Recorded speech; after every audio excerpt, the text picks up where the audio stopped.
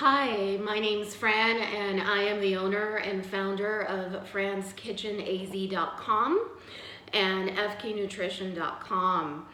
This is episode 1 of our vlog and it's called Ask Fran.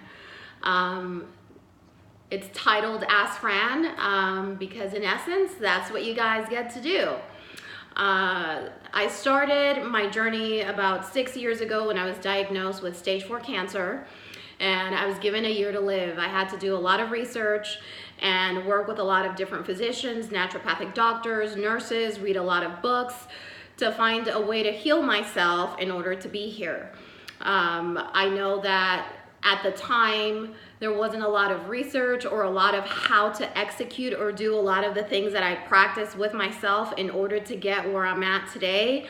And I wanted to create a way to communicate that with our online community so that you guys would have the opportunity to practice and ask questions and be able to feel supported in the way that you need with your nutrition and health goals.